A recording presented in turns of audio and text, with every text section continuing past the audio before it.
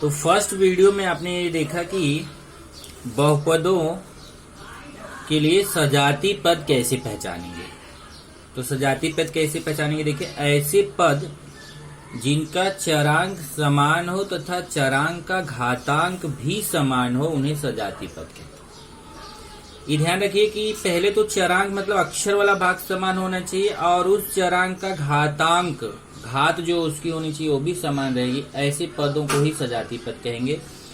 और सजाती पद रहेगा तभी उसको हम जोड़ सकते हैं, तभी घटा सकते हैं। इसका मतलब जोड़ने घटाने के लिए सजाती पद होना जरूरी है। केवल सजाती पदों को ही जोड़ा या घटाया जा सकता है। आप कोई भी पद जोड़ घटा नहीं सकते, पहले चेक करना पड़ेगा वो पद सजाती है कि नहीं। अगर सजाती है तभी जोड़ सकते, तभी घटा सकते हैं।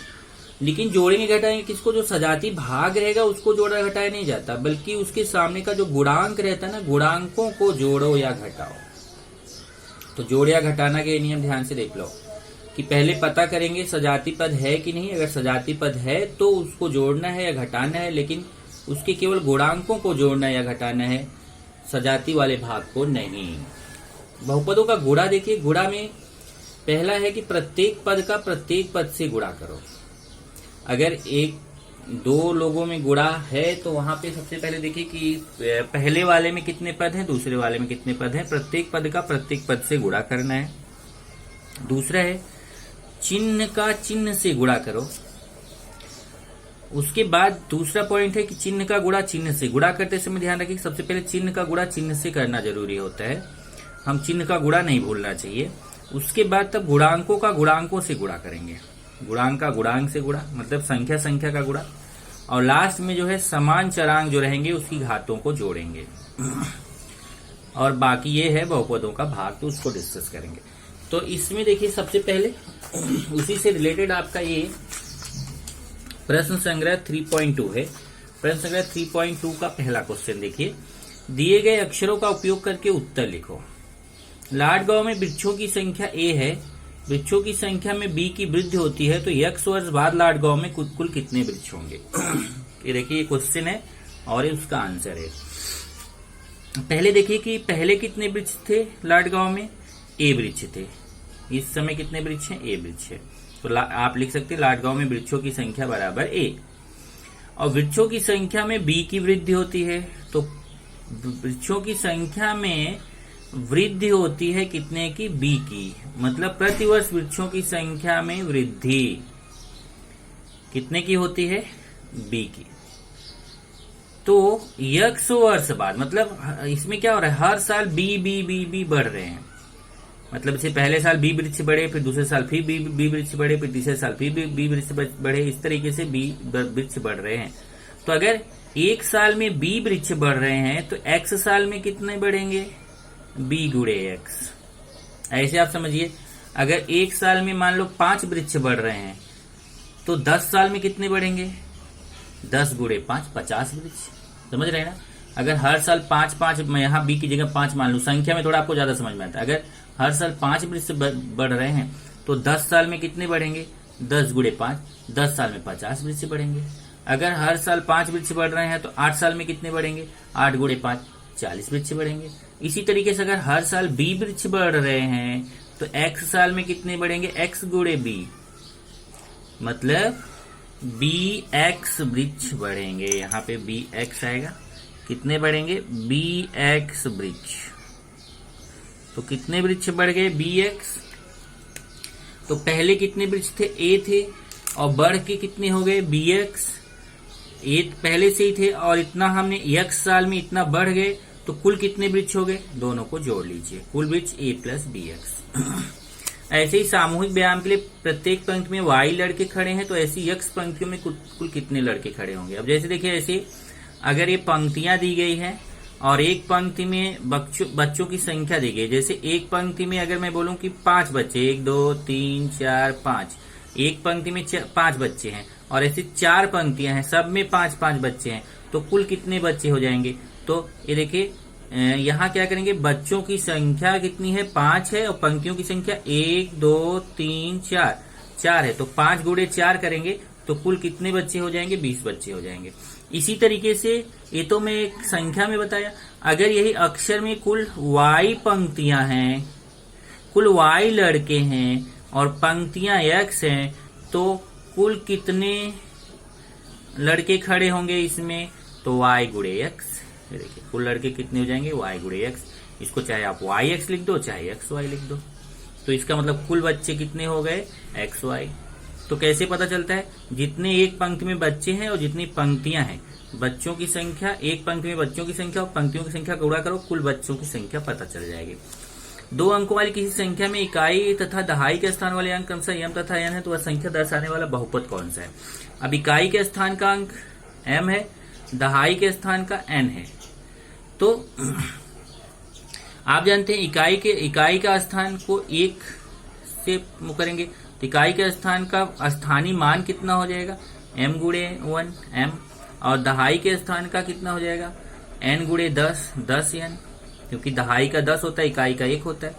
तो वह संख्या क्या हो जाएगी? वह संख्या हो जाएगी पहले दहाई प्लस इकाई। दहाई कितना है? 10n प्लस इकाई कितना है? m। तो संख्या क्या हो जाएगी? 10n धन m। इसका एक सूत्र भी होता है, चाहे तो आप इसकी जगह डायरेक्ट सूत्र लिख सकते हो कि इकाई का स्थान m है, दहाई का स्थान n है, इसलिए संख्या बराबर 10 गुणे दहाई धन इकाई। 10 गुणे दहाई धन इकाई, तो 10 गुणे दहाई मतलब n धन इकाई मतलब m।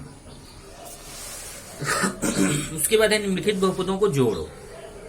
अब देखिए ये तीनों में जोड़ना है हमें, तो पहले देखिए ये 2 बहुपद दिए गए, कॉमा लगा है बीच में, इन दोनों को जोड़ना है। तो पहले पहला बहुपद लिखा, फिर ब्रैकेट लगाना जरूरी है, प्लस दूसरा बहुपद। ब्रैकेट ओपन करेंगे, देखिए कोष्ठक सरल किया, कोष्ठक हटाया, तो ये सबका कोष्ठक हट गया।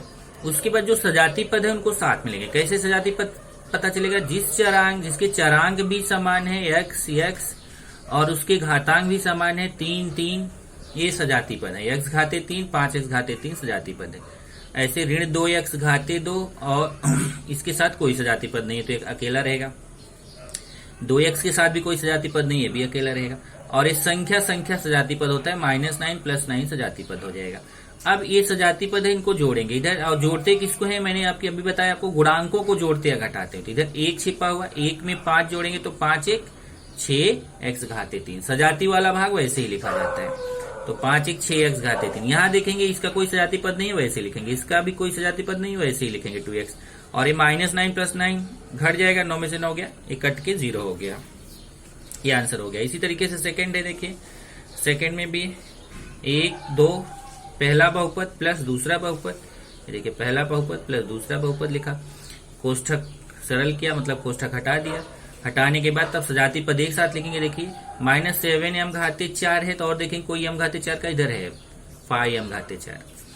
फिर 5m घाते 3 है, और कोई m घाते 3 का है, हाँ है, 3m घाते ऋण 3m घाते 3। फिर 2m घाते 2, 2m घाते 2 का अकेला ही है। उसके बाद फिर घाते 1 वाला 3m है, फिर संख्या वाला -6 है, प्लस करनी में 2। अगर आप ये पहले लिखते हैं ये बाद में तो भी चलेगा, नो प्रॉब्लम।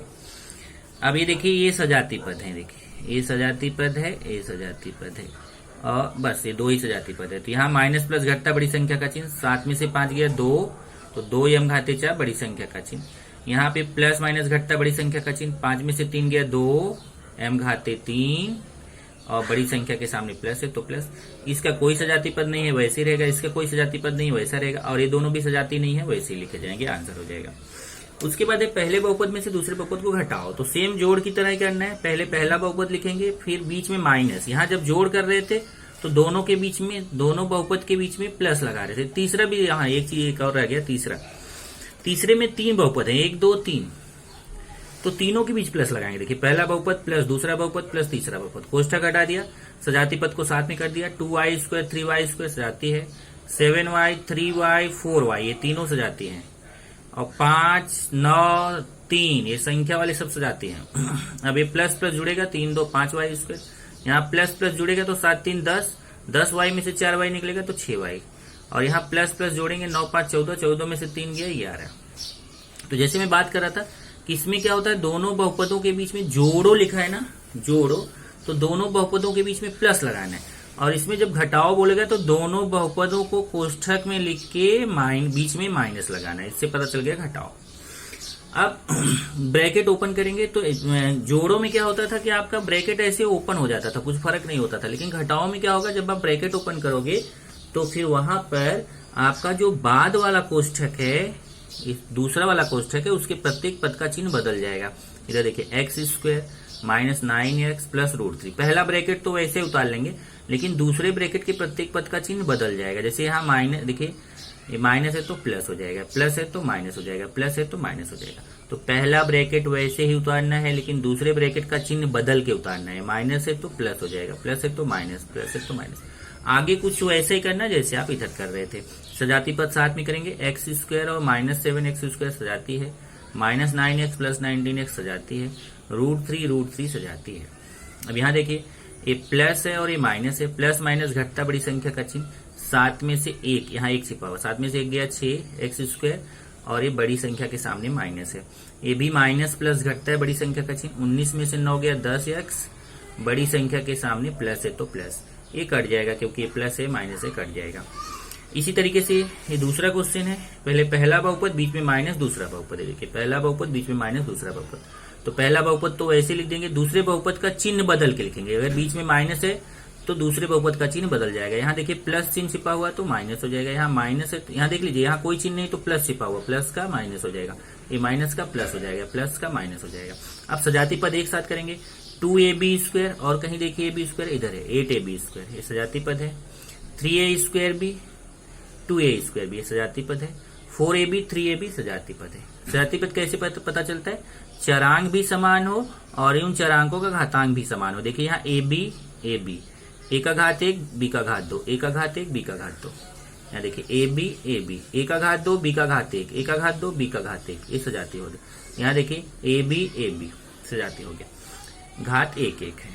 अब यहाँ पे देखिए प्लस प्लस जोड़ेंगे, 8 2 10 ab स्क्वायर, यहाँ घटाएंगे, 3 में से 2 गया 1 1, तो 1 छिपा रहता है a स्क्वायर भी, और ये माइनस माइनस जोड़ा जाता है, 4 3 7 ab और बड़ी संख्या के सामने का चिन्ह। इस तरीके से ये हो गया आपका करणियों का बहुपदों का घटाना, बहुपदों का जोड़। अब बहुपदों का गुणा, तो बहुपदों का गुणा देख लीजिए जरा, ये बहुपदों का गुणा है। निम्नलिखित बहुपदों का गुणन करो, 2x square minus 2x minus 1। अब देखिए 2x का गुणा x square minus 2x minus 1 से करेंगे। पहले 2x का x स्क्वायर से गुणा होगा, फिर 2x का माइनस 2x से गुणा होगा, फिर 2x का 1 से गुणा होगा। तो यहाँ देखिए चिन्ह का गुणा पहले ही हो गया है, प्लस प्लस का गुणा प्लस, फिर यहाँ प्लस माइनस का गुणा माइनस, प्लस माइनस का गुणा माइनस। अब 2x का x स्क्वायर से गुणा करेंगे तो पहले 2 1 के 2, पहले चिन्ह का गुणा देखिए, प्लस प्लस का गुणा प्लस, 2 1 के 2, फिर सजाती पदों घातों को जोड़ेंगे, इधर 2 घात है, इधर 1 घात है, घात 3 हो जाएगा। ऐसे देखिए यहाँ माइनस और प्लस का गुणा माइनस, 2 दूना 4, और x का घात 1 और 1 जुड़ के x का घात 2 हो जाएगा। यहाँ देखिए माइनस प्लस का गुणा माइनस, 2 1 के 2x। इसी तरीके से इधर गुणा करना, तो पहले x घाते 5 का इस पूरे ब्रैकेट के साथ गुणा, फिर ऋण 1 का इस पूरे ब्रैकेट के साथ गुणा। अब देखिए x घाते 5 का x घाते 3 से होगा गुणा, फिर x घाते 5 का 2x घाते 2 से गुणा होगा, फिर x घाते 5 का 2 से गुणा होगा। ऐसे ऋण 1 का x घाते 3 से होगा, ऋण 1 का 2x घाते 2 से होगा, ऋण 1 का 2 से होगा। फिर x घाते 5 का x घाते 3 से करेंगे तो 5 3 8 हो जाएगा। इसका गुणा करें तो 5 2 7, 2x घाते 7, ये 2x घाते 5। ऋण 1 का गुणा करेंगे तो सब वही हो जाएगा, ऋण 1 x घाते 3, 1 छिपा रहता है, ऋण 2x घाते 2, ऋण 2। सजाती पद इसमें कोई है नहीं तो वैसा का वैसा आंसर हो जाएगा। सेम आपका गुणा ये तीसरा भी है। तो भाग है उसको अगले लेक्चर में सीखेंगे।